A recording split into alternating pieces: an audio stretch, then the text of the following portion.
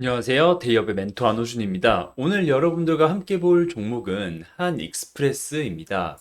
지금 이 회사가 뭐 각종 소송에 지금 휘말리고 있어서 이 시장 자체에서 분위기 자체가 조금 비관적이기 때문에 지금 한익스프레스 주주분들 혹은 이 투자에 관심이 있으신 분들은 참고하실 내용이 있어서 여러분들과 함께 이야기 나눠보도록 하겠습니다. 소제목으로는 이 소송 관련해서 뉴스 그리고 든든한 거래처에 대해서 말씀을 드리고 향후 이 이슈에 대해서 방향성은 어떻게 나올지에 대해서 말씀드리도록 하겠습니다.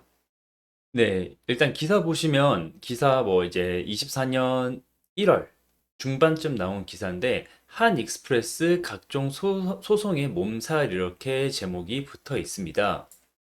디테일한 내용으로는 하나솔루션과 한익익스프레스 사이에서 공정이 그 소송에 패소를 해가지고 한익스프레스가 73억 원을 분납해야 되는 상황이 있고요.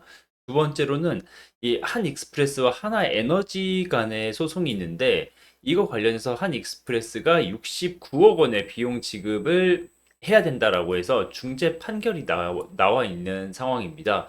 어떻게 보면 지금 100억 이상 거의 130억 뭐 140억 정도의 비용이 한 익스프레스 측에서는 나갈 텐데 이게 지금 한 익스프레스 입장에서는 자기 자본 비율의 거의 뭐 한 거의 20%두 개 다 해서 20% 정도 되는 비용이기 때문에 이게 재무적으로는 엄청나게 부담으로 다가오고 있는 상황입니다.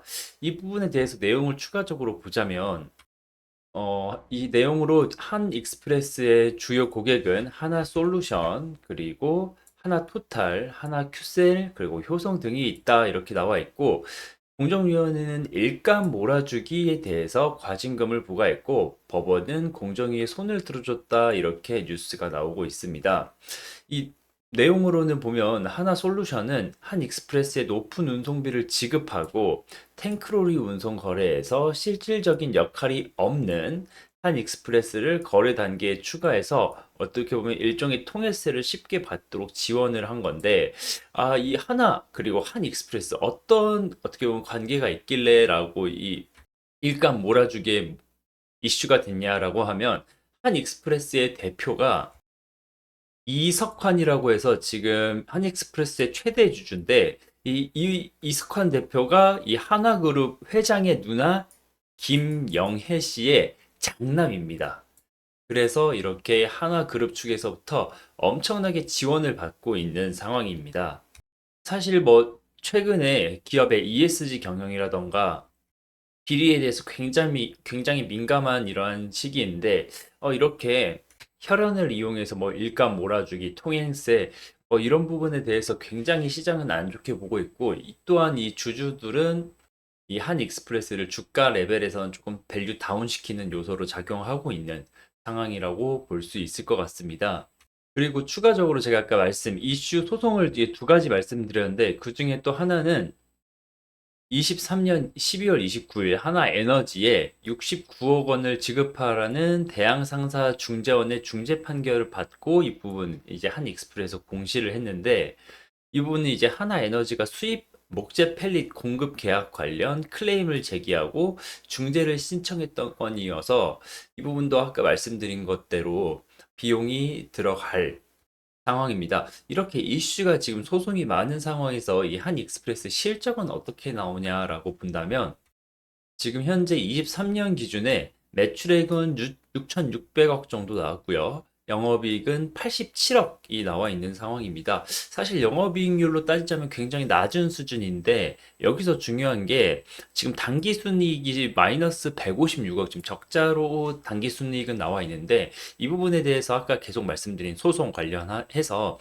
뭐 일단 뭐 소송이나 이런 부분에 대해서도 비용이 계속 들어가고 있는 부분이 있어서 금리 인상에 따른 이자 비용 증가가 한몫을 했고, 그리고 말씀드린 하나 에너지 관련 소송 비용이 들어갔고, 그리고 기본적으로 보면 22년도 지금 매출은 8,500억이기 때문에 이 매출 감소가 그대로 이 영업이익 감소 그리고 당기순이익 감소로도 이어졌던 부분이기 때문에 이 기존 거래처 매출 감소 또한 이 당기순이익이 큰 폭의 적자로 전환하는데 각각의 이슈들이 영향을 끼쳤다고 이야기를 하고 있는 상황입니다.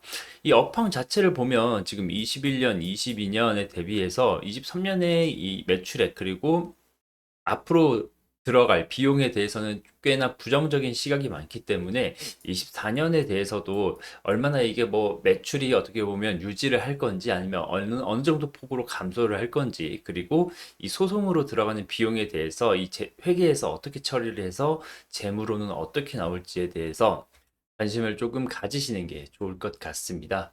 그러면 주가를 한번 보자면 네, 제가 최근 한 2년 반 정도 지금 22년부터 제가 차트를 가져왔기 때문에 여기 23년 그리고 여기가 24년인데 주가는 계속 어떻게 보면 이 특정한 박스권에서 횡보를 하고 있는 듯한 느낌이 있습니다.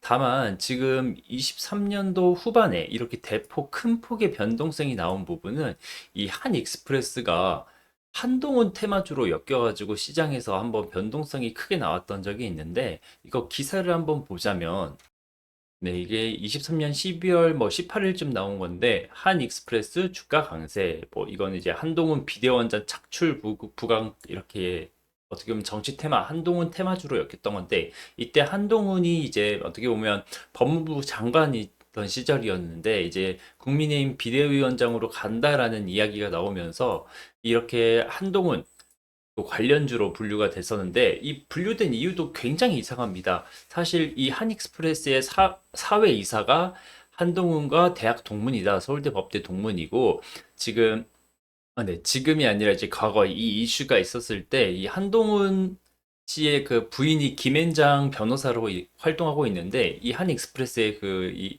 사회이사 이슈가 됐었던 인물이 어떻게 보면 김앤장에서 일을 하고 있었기 때문에 뭐 한동훈 와이프랑도 어떻게 보면 한동훈 어떻게 보면 배우자랑도 이슈가 어떻게 보면 커넥션 직장 동료였다 이런 부분은 말도 안 되는 이런 이슈로 묶여가지고 이렇게 가격으로 변동성이 나타났는데 사실 이렇게 이슈로 단기간에 거의 뭐 100% 가까이 2배 가까이 올랐다가 이걸 어떻게 보면 사실 공시 테마는 이슈가 사라지면 바로 또 주가가 회귀하기 때문에 이때 당시 한익스프레스 신규 투자를 했던 분들은 지금 주가 레벨 자체가 워낙 낮아 있는 상황이기 때문에 굉장히 후회스러운 투자이지 않을까라고 생각을 하고 있습니다.